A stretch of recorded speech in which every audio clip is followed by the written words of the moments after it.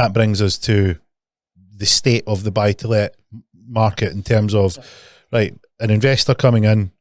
So an investor comes in and they are looking to get involved in the market. They're looking to use this vehicle. The vehicle is, hey, look, buy these properties. It can generate you cash flow. You can either replace your income or you can build up that cash flow to then purchase another property. And you can that's the pros, isn't it? That's so like you go, right, these are the cons.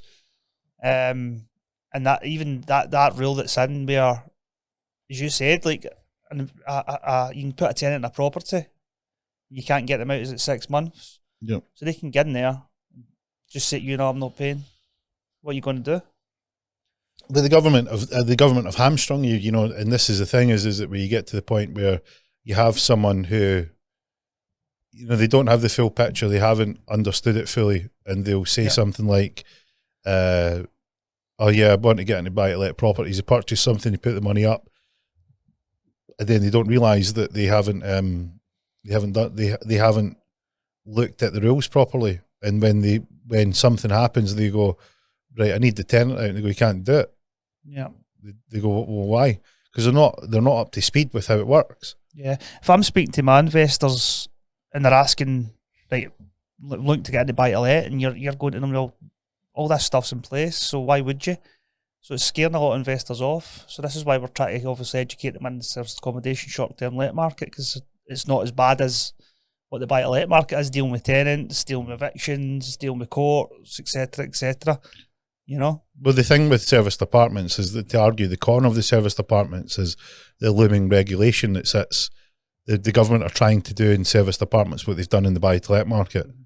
But Which isn't going to work. But the difficulty they have now is they've shown their colours. They've shown their colours in terms of the policy decisions.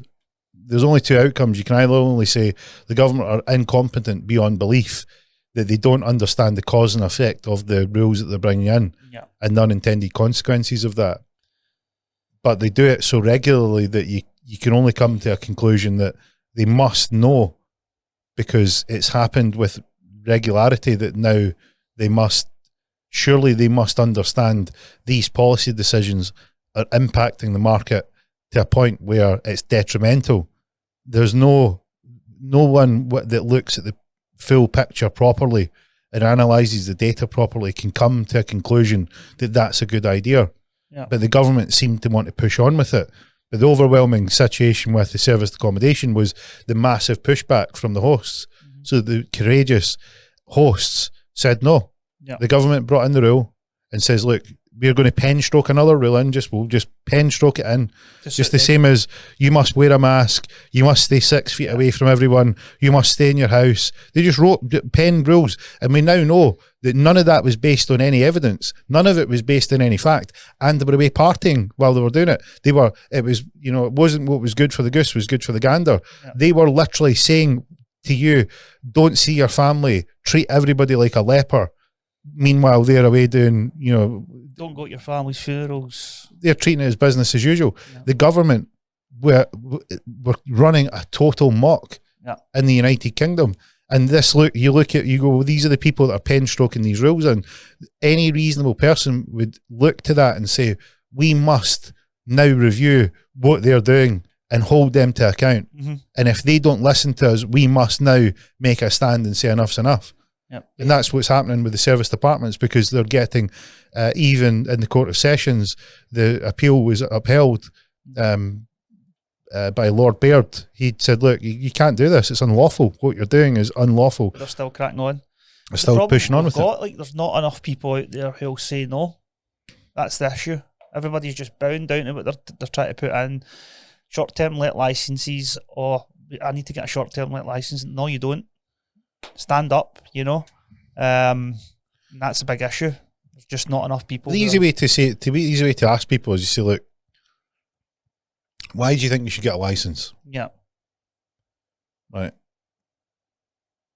Why should you get a license? And they go, well, because the government told me I should. Like, why? Yeah. I understand getting licensing if you, for instance, are influencing other people. Like, for instance, if you're selling alcohol, right, you probably want to make sure that if giving alcohol to people that are underage and it's loosey-goosey, then, hey, probably fair point.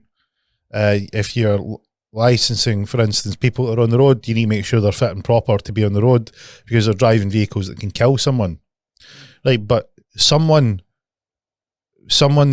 that's renting out their property, right, it's hard to make the case that everyone must be licensed. Yeah. There must be, why are they doing it? But like, there's a reason for them bringing this in.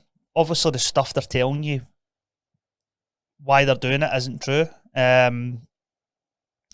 So there must be a reason. It's obscene. What do you think that reason is? Well, what is it they're saying it's for? Lack of housing for people. They're trying to say stupid things like party pads and all this crap as well. So some of that stuff that they're saying is definitely not true. So there must be a reason why they are doing that. They're trying to regulate. Is it a monetary side of things? I don't know. What's your thoughts? There's many factors. Let's argue the case for the government. So the case for the government is it's causing stress on the residential property market because there's many properties that are being bought up and used as these service accommodations, which is not true. Like, how would you know it's not true? Yeah, because obviously you've got you've got all these properties that are empty as well across Scotland. What are they doing with them? Well, here's the thing. Right, let's look at is Airbnb or short-term let accommodation destroying the property market for residential owners?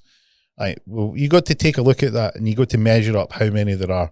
So it was based on the government's data. They said that there was 33,000 short-term let accommodations, with the bulk of them in Edinburgh, and throughout Scotland there was 33,000 of these properties. Right. So you look at the relative number, what you would want to do when you want to work out anything. 33,000 sounds like a lot.